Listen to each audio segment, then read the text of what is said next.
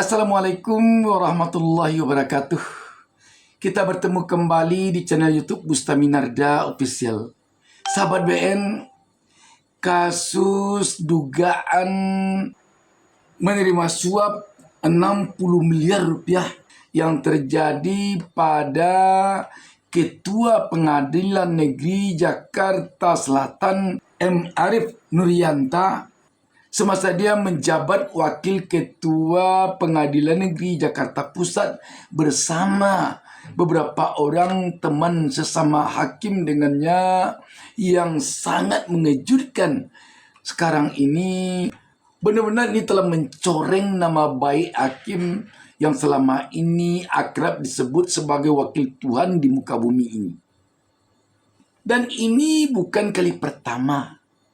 Kita malah tentu masih ingat dengan kasus korupsi yang terjadi pada hakim Mahkamah Konstitusi yang adalah Ketua Mahkamah Konstitusi sendiri, Akil Muhtar, bersama Hakim Mahkamah Konstitusi Patrialis Akbar, dan juga kasus yang sama yang terjadi di Mahkamah Agung.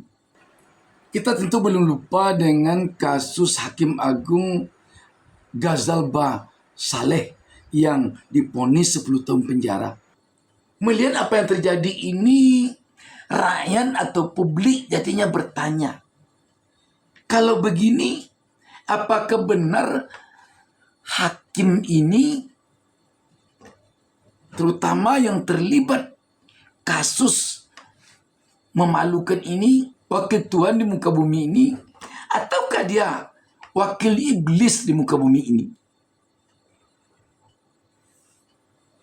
Semua ini peristiwa yang sangat memalukan yang tidak bisa ditolerir sedikit pun.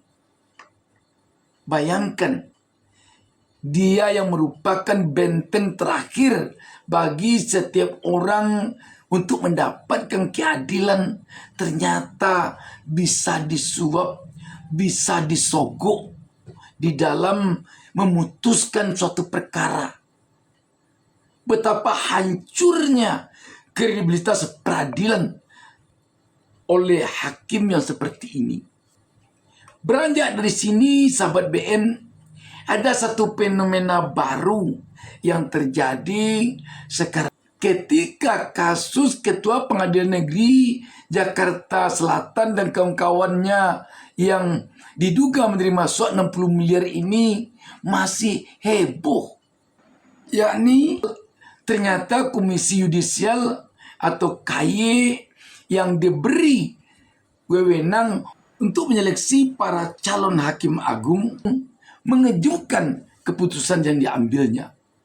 Seorang mantan wakil ketua KPK yang pernah berurusan dengan Dewan Pengawasnya dan pernah terkena sanksi oleh Dewan Pengawas ketika dia menjadi wakil ketua KPK, ternyata lolos oleh KY seleksi administrasi untuk menjadi hakim agung. Tentu saja ini sangat mengejutkan publik atau rakyat, dan ternyata sekarang menjadi sorotan berbagai pihak. Rakyat tentu jadi beranggapan sekarang saja sedang heboh-hebohnya kasus Ketua Pengadilan Jakarta Selatan yang terseret kasus suap 60 miliar rupiah. Sudah berani KY berbuat seperti ini. Apalagi kalau keadaan sedang tenang-tenang saja. Kalau melihat kepada hal ini, tentu saja publik jadinya akan beranggapan wajar integritas hakim seperti ini. Kalau KY saja di dalam melakukan seleksi terhadap hakim agung, ini hakim agung, begini caranya. Dan bisa jadi rakyat akan beranggapan, kalau begini cara KY melakukan seleksi untuk orang-orang yang akan menjadi hakim agung, bisa jadi ibaratkan air, keruhnya sudah dari hulu, wajar sampai ke hilirnya juga keruh. Mari kita baca berita tentang hal ini. Kompas TV menurunkan berita di bawah judul Nurul Gufron lolos seleksi administrasi calon hakim agung, titik 2. Pelanggaran etik jadi sorotan. Berita ini tanggal 17 April 2025. Jakarta, Kompas TV.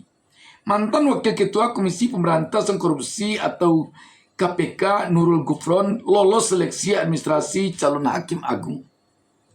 Namun lolosnya Gufron dalam seleksi awal calon hakim agung tersebut justru mendapatkan sorotan dari sejumlah pihak. Salah satunya yakni mantan Wakil Ketua KPK, Saud Situmorang, yang menyoroti masalah etik Gufron saat bekerja di lembaga anti rasuah itu. Menurutnya, catatan semacam itu seharusnya tidak diabaikan oleh panitia seleksi.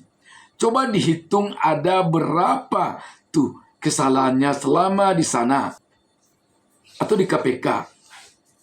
Ada beberapa itu, saya nggak menyebutlah satu persatu, yang kemudian berujung di Dewan Pengawas.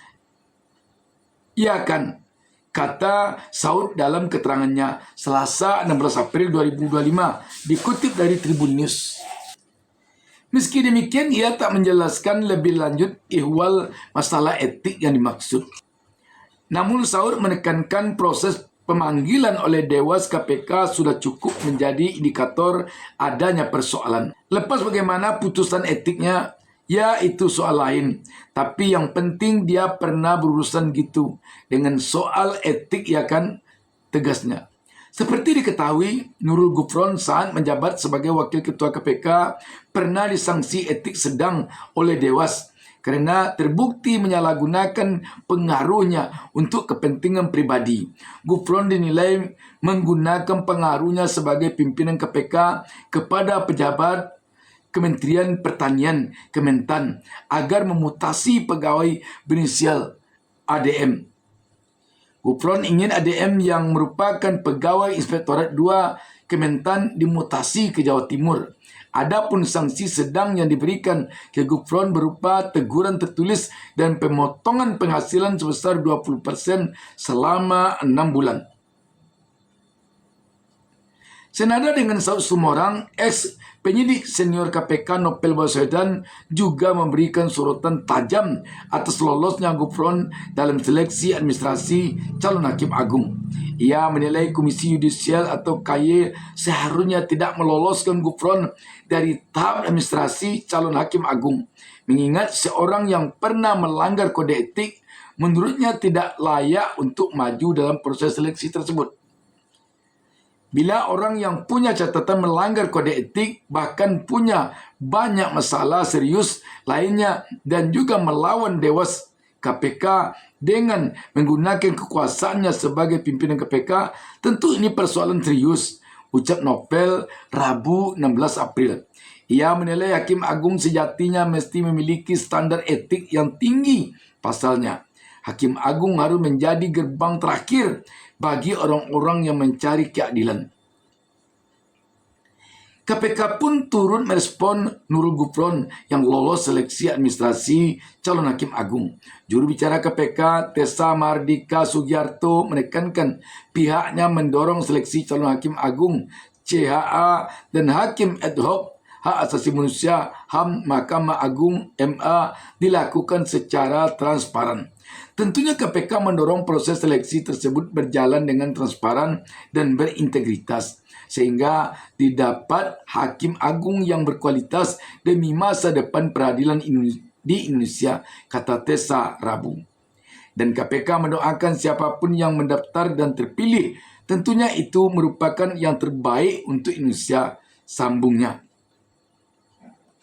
Sahabat BN, kalau melihat kepada pemberitaan Kompas ini, tentu saja rakyat menjadi kecewa kepada KY.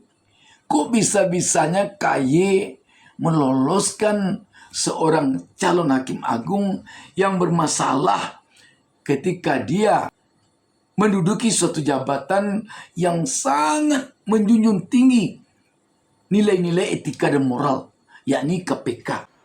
Dan kita tentu tidak boleh lupa bahwa di periode Nurul Gufron ini pula lah Ketua KPK yang bernama Firly Bahuri menjadi tersangka kasus korupsi jenis pemerasan.